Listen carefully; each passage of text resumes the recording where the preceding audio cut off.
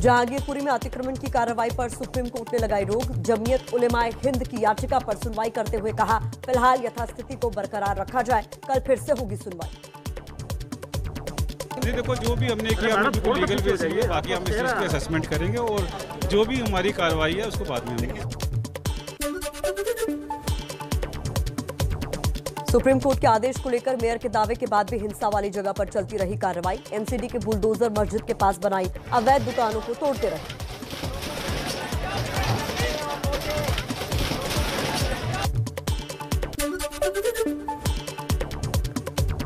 CPIM की नेता वृंदा करात supreme court के ऑर्डर की कॉपी लेकर जहांगीरपुरी पहुंची। स्पेशल सीपी दीपेंद्र पाठक से मिली, लगाया कोर्ट के आदेश की अवमानना का आरोप। सुप्रीम कोर्ट ने लगभग 10:45 पर ऑर्डर दे दिया स्टेटस को का यथास्थिति का। जब मैं पहुंची हूं मैंने देखा बुलडोजर चल रहा है। ये तो बिल्कुल गलत कंटेम्प्ट ऑफ कोर्ट है। दिल्ली के स्पेशल सीपी दीपेंद्र पाठक ने कहा है कि ऑर्डर की कॉपी मिलने के बाद कार्रवाई रोक दी गई है। जैसे ही आदेश निर्गत हुआ है, हमारे पास आया, हमने उसे रुकवा दिया। सुप्रीम कोर्ट के आदेश के डेढ़ से 2 घंटे बाद जहांगीरपुरी में रुका बुलडोजर। कार्रवाई जारी रखने पर वरिष्ठ वकील प्रशांत भूषण ने सवाल उठाए। कहा, पहले से नोटिस भी नहीं दिया गया। फिर से मेंशन किया चीफ जस्टिस को कि आपके ऑर्डर के बावजूद अभी भी बुलडोजर चलाए जा रहे हैं। तो चीफ जस्टिस ने तुरंत ऑर्डर किया कि मेयर को और दिल्ली पुलिस कमिश्नर को तुरंत ये ऑर्डर कम्युनिकेट करें कि ये डेमोलिशन तुरंत रुके। जहांगीरपुरी में सुबह से ही अवैध निर्माणों पर चले एमसीडी के बुलडोजर। कुशल सिनेमा की सड़क किनारे किए गए अतिक्रमण को तोड़ा गया।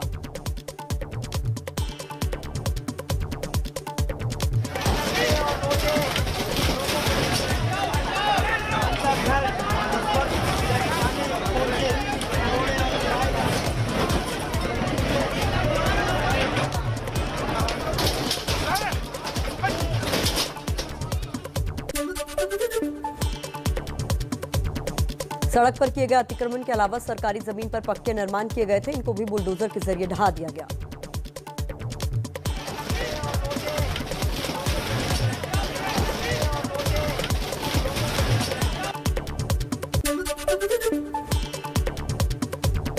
जिन लोगों की दुकानें तोड़ी गई, उनका कहना था कि यहां वो पिछले 20 से 25 साल से दुकानें चला रहे थे, पहले किसी ने नहीं रोका। 15 साल से दुकान है, तब तो कुछ नहीं बोला है। हिंदू मुस्लिम के झगड़े में तोड़ दिया, इतने दिन से नहीं तोड़ा। लेकिन गरीब आदमी के टाइम रोजी रोटी सब छीन लेगा तो आदमी त्योहार क्या मनाएगा, रोजा में क्या खाएगा।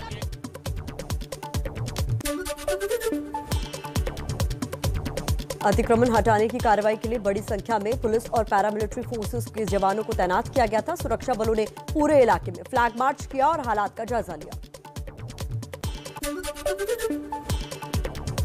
जहांगीरपुरी में जिस दौरान अतिक्रमण हटाने की कार्रवाई चल रही थी, उस वक्त आसमान से ड्रोन के जरिए निगरानी की जा रही थी, जिससे कोई अप्रिय घटना न घट सके। प्रशासन की कार्रवाई से पहले जहांगीरपुरी के कुशल सिनेमा के आसपास के इलाकों में कबाड़ इकट्ठा किए लोगों ने ही खुद ही अवैध कब्जे से सामान हटाना शुरू कर दिया था। काफी सामान हटा भी लिया था। आम आदमी पार्टी नेता अमानतुल्लाह खान ने जहांगीरपुरी की कार्रवाई को लेकर बीजेपी पर माहौल बिगाड़ने का आरोप लगाया। अमित शाह जी और बीजेपी दिल्ली का माहौल खराब करना चाहते हैं।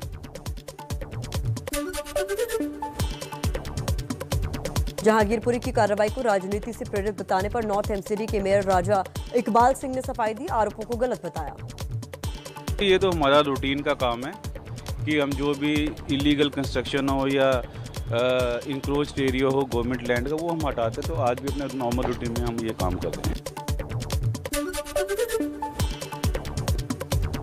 जहांगीरपुरी में बुलडोजर चलाने पर एआईएमआईएम अध्यक्ष असदुद्दीन ओवैसी ने साधा निशाना। कहा, यह बीजेपी की गरीबों के खिलाफ जंग का ऐलान है। बिना किसी नोटिस, बिना कोर्ट में जाने के वक्त दिए गरीब मुस्लिमों को सजा दी जा रही है। सीएम केजरीवाल से अपना रुख साफ करने को कहा। जहांगीरपुरी में कार्रवाई शुरू होने से पहले ही राजनीति भी तेज हो गई। बीजेपी नेता हरीश खुराना ने एमसीडी की कार्रवाई का स्वागत किया, साथ ही कार्रवाई पर सवाल उठा रहे लोगों पर पलटवार किया। बेचारा पॉलिटिक्स खेलना देश के लिए भी और दिल्ली के लिए ठीक नहीं है। कार्रवाई, बुलडोजर की कार्रवाई दिल्ली में न्याय, कानून और संविधान के राज को स्थापित करने के लिए निर्णायक साबित होगी। जहांगीरपुरी की घटना को लेकर कांग्रेस सांसद राहुल गांधी का मोदी सरकार पर हमला, कहा नफरत के बुलडोजर बंद करो, पावर प्लांट्स को चालू करो। देश में 8 साल के शासन के बाद केवल 8 दिन का कोयले का स्टॉक बचा है, इंडस्ट्री खतरे में है।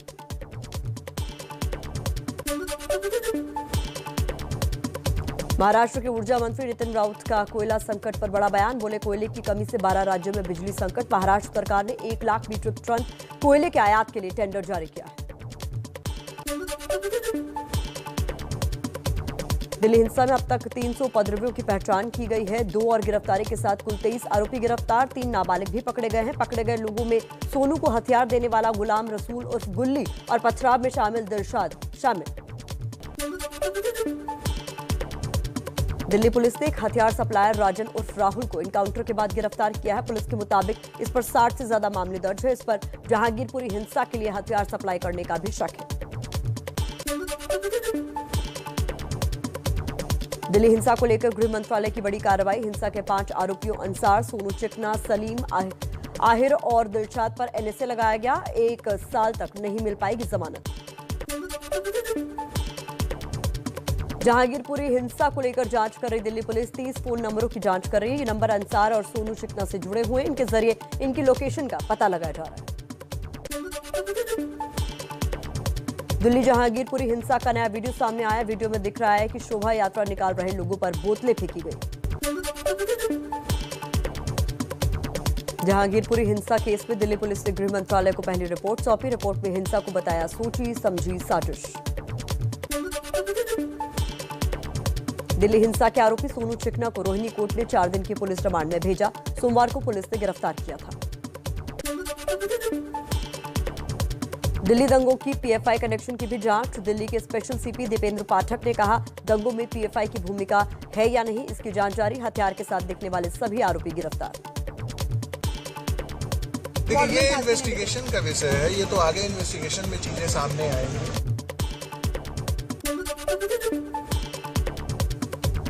दिल्ली दंगे के पश्चिम बंगाल कनेक्शन की भी जांच तेज। दिल्ली पुलिस की टीम पूर्वी मिदनापुर पहुंची।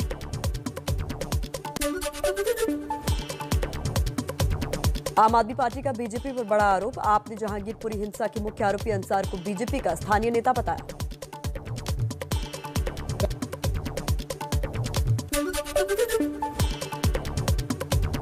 दिल्ली दंगे पर आप और बीजेपी में वार पलटवार तेज। आपके राज्यसभा सांसद राघव चड्ढा ने एबीपी न्यूज पर कहा, दिल्ली को बीजेपी ने बिना कानून व्यवस्था वाला स्टेट बना दिया है। गृह मंत्री अमित शाह को इस्तीफा दे देना चाहिए।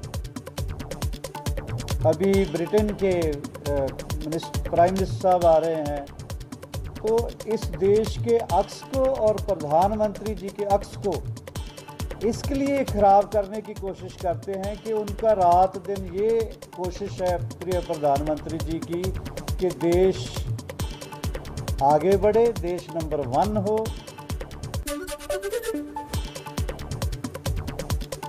दिल्ली बीजेपी के नेताओं ने पुलिस कमिश्नर से मुलाकात की। हिंसा में आम आदमी पार्टी के कनेक्शन की जांच की मांग की। कहा, रोहिंग्या वाले दंगाइयों को आप सरकार का समर्थन।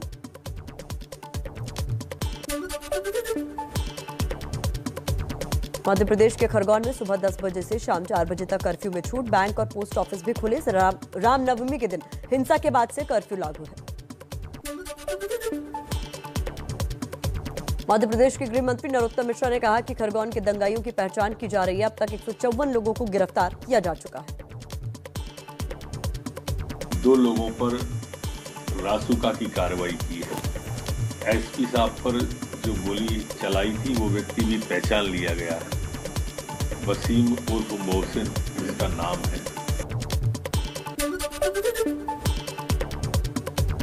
खरगोन हिंसा में एसपी सिद्धार्थ चौधरी पर गोली चलाने वाले युवक की पहचान कर ली गई है। पुलिस ने आरोपी के साथियों को हिरासत में लिया। परिवार भी संपर्क में है। शिवराज सरकार की बुलडोजर कार्रवाई का समर्थन बच्चे भी कर रहे हैं। सीधे जिले के 10 साल की मान्या ने एक गीत गाया है जो सोशल मीडिया पर जमकर वायरल हो रहा है। मामा का चला बुलडोजर, अपराधी ता कापी रहे थर थर, कापी रहे थर थर, भागी रहे डरे डरे, कापी रहे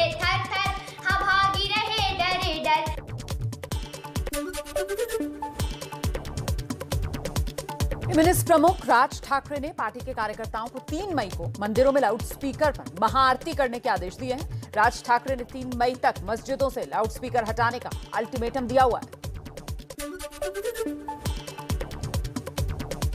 सूत्रों के मुताबिक लाउडस्पीकर की आवाज को लेकर मुंबई पुलिस का सर्वे, करीब 72% मस्जिदों ने सुबह की अजान के लिए लाउडस्पीकर की आवाज कम की। कई मस्जिदों ने लाउडस्पीकर का इस्तेमाल ही बंद किया।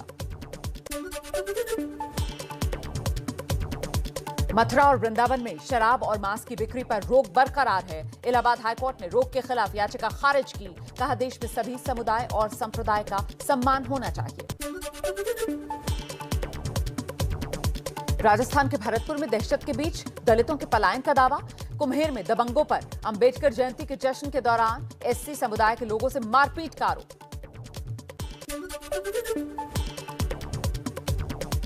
राजस्थान के भरतपुर में भारी पुलिस सुरक्षा में निकली अनुसूचित जाति के युवक की बारात। पिछली 14 अप्रैल को अंबेडकर रैली निकालने के दौरान ऊंची जाति के लोगों से हुए संघर्ष के बाद से ही इलाके में तनाव। गांधीनगर में ग्लोबल आयुष निवेश और नवाचार शिखर सम्मेलन का पीएम ने किया उद्घाटन। आयुष मार्क बनाने का ऐलान किया। एक प्रकार से भारत का स्टार्टअप का एक स्वर्णिम युग शुरू हो चुका है। अब तक भारत के 14 स्टार्टअप्स यूनिकॉर्न क्लब में जुड़ चुके हैं।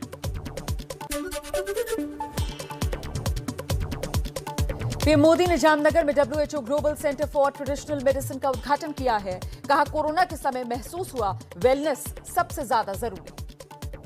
वेलनेस ही अल्टीमेट गोल होना चाहिए। साथियों, 24 अप्रैल को पीएम मोदी का जम्मू कश्मीर दौरा है। पंचायती राज दिवस कार्यक्रम में पीएम शामिल होंगे।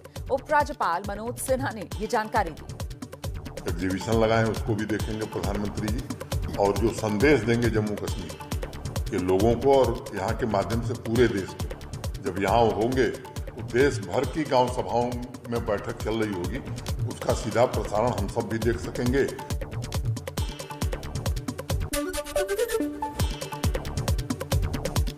मई के पहले हफ्ते में पीएम मोदी का 3 देशों का दौरा है। जर्मनी, डेनमार्क और फ्रांस की यात्रा पर जाएंगे प्रधानमंत्री मोदी।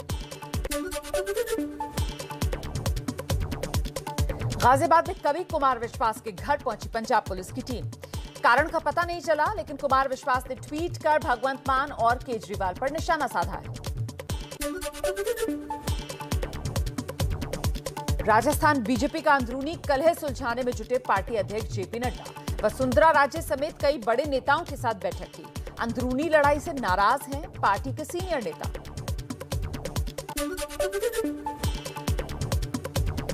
चारधाम पर धामी सरकार के फैसले का साधु संतों ने स्वागत किया। शंकराचार्य परिषद के अध्यक्ष आनंद स्वरूप ने कहा, मुख्यमंत्री के फैसले का स्वागत करते हैं। आनंद स्वरूप ने सीएम को पत्र लिखकर चारों धाम में गैर हिंदुओं के प्रवेश पर रोक की मांग की थी। और कोई भी गैर हिंदू चारधाम यात्रा में प्रवेश नहीं कर पाएगा, कोई भी प्रसाद की दुकान नहीं लगा पाएगा। ये बहुत ही स्वागत योग्य कदम है।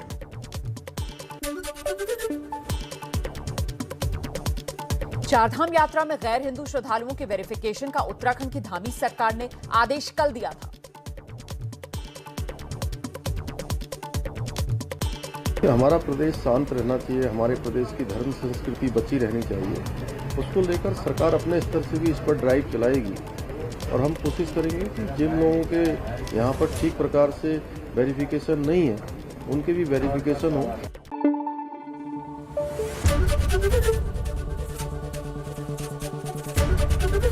एबीपी न्यूज आपको रखे आगे।